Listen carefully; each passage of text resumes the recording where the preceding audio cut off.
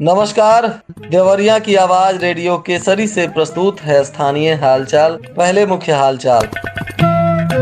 चुनाव को लेकर जिलाधिकारी ने किया मजिस्ट्रेटों को नियुक्त और चुनाव को लेकर कई गाइडलाइंस भी किए गए जारी।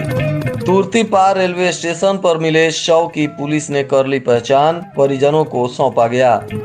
अतीक अहमद की हत्या के बाद रेल पुलिस भी अलर्ट, स्टेशनों पर बढ़ाई गई सुरक्षा। प्रत्येक कक्षा में प्रवेश शुल्क लेने वाले विद्यालयों पर जिला प्रशासन कर सकेगी कार्रवाई।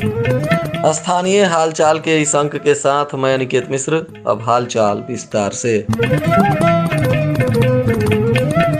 जिला मजिस्ट्रेट सह जिला निर्वाचन अधिकारी जितेंद्र प्रताप सिंह ने राज्य निर्वाचन के निर्देशानुसार नगर निकाय सामान्य निर्वाचन 2023 को लेकर जो 4 मई को होने वाला है, इसमें शांतिपूर्ण और निष्पक्ष तथा सकुशल मतदान संपन्न कराने के लिए 15 नगर पंचायत को 20 जोन में विभक्त कर 20 जोनल मजिस्ट्रेट तथा 43 सेक्टर में विभक्त कर 43 सेक्टर मजिस्ट्रेट को नियुक्त किया है। इसके अतिरिक्त आरक्षित हेतु 7 जोनल एवं सेक्टर मजिस्ट्रेट नियुक्त किए गए हैं। वहीं राज्य निर्वाचन आयोग उत्तर प्रदेश के द्वारा अवगत कराया गया है कि नगर निकाय निर्वाचन को लेकर प्रत्याशियों के द्वारा चुनाव प्रचार एवं मतदान दिवसों तथा मतगणना के दिवसों में वाहनों का उपयोग जिला प्रशासन की अनुमति के बिना नहीं कर सकेंगे। प्रचार प्रसार के दिनों में प्रचार प्रसार हेतु तथा मतदान को लेकर और मतगणना को लेकर सभी उम्मीदवारों को निर्धारित प्रारूप पर निर्गत किए गए पास बनवाने होंगे और बिना पास के कोई भी व्यक्ति प्रचार प्रसार अथवा मतगणना केंद्र तथा मतदान केंद्र पर नहीं जा सकेगा। जिलाधिकारी जितेंद्र प्रताप सिंह ने बताया कि राज्य निर्वाचन आयोग के निर्देशानुसार नगर निकाय चुनाव में उम्मीदवारों के द्वारा किए जाने वाले व्यय की अधिकतम सीमा निर्धारित की गई है। नगर पालिका परिषद के अध्यक्ष पद के लिए 9 लाख एवं सदस्य पद के लिए 2 लाख तथा नगर पंचायत के अध्यक्ष पद के लिए 2.5 लाख एवं नगर पंचायत के सदस्य पद के लिए 50,000 अधिकतम व्यय निर्धारित किया गया है और इन सभी खर्चों का हिसाब जिला प्रशासन को उम्मीदवारों के द्वारा देना आवश्यक होगा।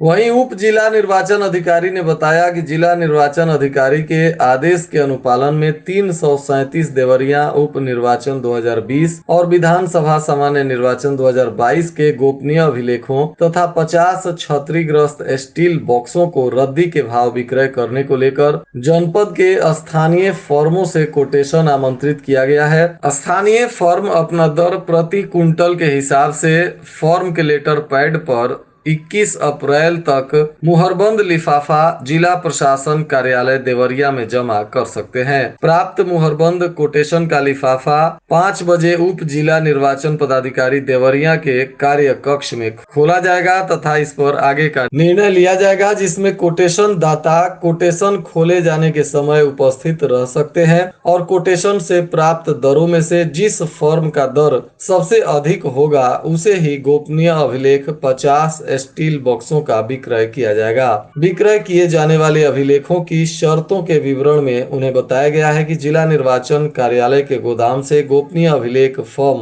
को स्वयं निकालना होगा तथा उसे छोटे छोटे टुकड़े में श्रेडिंग करके वजन किया जाएगा और वजन के बाद उसको अपने व्यय पर तत्काल उठाना फर्म की जिम्मेदारी होगी।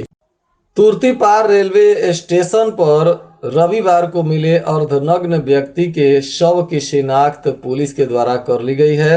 उक्त मृत व्यक्ति लार थाना क्षेत्र के बौली मोहल्ला के रहने वाले ब्रजेश सिंह बताए जा रहे हैं, जिनका विवाह नहीं हुआ था। वह वर्षों पूर्व तक घर पर ही रहकर कार्य करते थे। पिछले कुछ वर्ष से वह बिहार में रह रहे थे। 2 दिनों पूर्व ही वह बिहार से गांव आने के लिए निकले हुए थे, लेकिन नहीं पहुंचे। रविवार की सुबह ब्रजेश सिंह का शव मैल थाना क्षेत्र के तुर्तीपार रेलवे स्टेशन से अर्धनग्न अवस्था में मिला था। उनकी ईंट से चेहरे पर वार करके हत्या की गई थी। पुलिस ने शव को कब्जे में लेकर मोर्चरी में बंद करा दिया था। अब पहचान होने के बाद परिजनों को सौंप दिया गया है तथा पुलिस इस हत्याकांड की जांच पड़ताल में जुट गई है।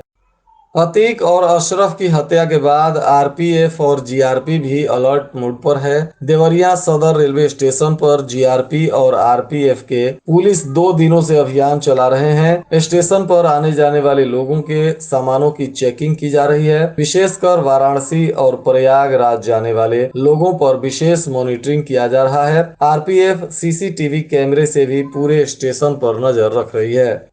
जिले में संचालित माध्यमिक विद्यालयों में हर कक्षा में प्रवेश शुल्क लेने और पुस्तक खरीदने समेत किसी भी प्रकार से बच्चों या अभिभावकों पर दबाव डालकर उत्पीड़न करने पर सख्त कार्रवाई जिला प्रशासन के द्वारा की जाएगी। यह आदेश सीबीएसई और आईसीएसई यूपी बोर्ड संस्कृत शिक्षा बोर्ड से संचालित सभी विद्यालयों पर लागू कर दिया गया है। नए सत्र में प्रवेश के समय कई विद्यालयों में हर नई कक्षा में प्रवेश के समय प्रवेश शुल्क लिया जाता है, चाहे वह छात्र उसी विद्यालय से पढ़कर निकला हो या किसी अन्य विद्यालय से पढ़कर प्रवेश लेने आया हो। इसके साथ ही कई बार यह भी विकास शुल्क भवन निर्माण अधिभार के रूप में भी अभिभावकों से वसूल किया जा रहा है। पाठ्य पुस्तकों की खरीद में भी कई स्कूल मनमानी करते हैं और निश्चित दुकानदार तथा प्रकाशक की पुस्तक या सहायक पुस्तकें खरीदने को विवश करते हैं। ऐसे लोगों पर अब जिला प्रशासन कार्रवाई करने के लिए तैयारी कर चुका है।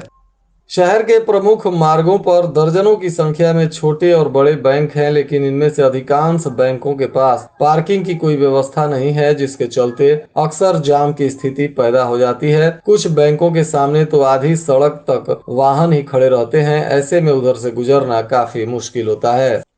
विशेष किशोर पुलिस की बैठक पुलिस लाइन के मनोरंजन कक्ष में हुई, जिसमें किशोर न्यायालय अधिनियम के साथ ही हर हाल में बाल विवाह को रोकने पर चर्चा हुई और किशोर न्याय अधिनियम को सख्ती से पालन करवाने का निर्देश दिया गया। वहीं बच्चों को उनके परिवार में समायोजन पर भी विशेष जोर दिया गया। संत विनोबा स्नातकोत्तर महाविद्यालय में सोमवार को उत्कृष्ट भारत कार्यक्रम का आयोजन किया गया। इसमें विरासत की पूर्ण प्राप्ति, मूल्य एवं शिक्षा विषय पर वक्ताओं ने अपने विचार रखे। कार्यक्रम में संसाधन की जगह संस्कार केंद्रित जीवन पर जोर देते हुए इसे जन जन में पिरोने का आग्रह किया गया।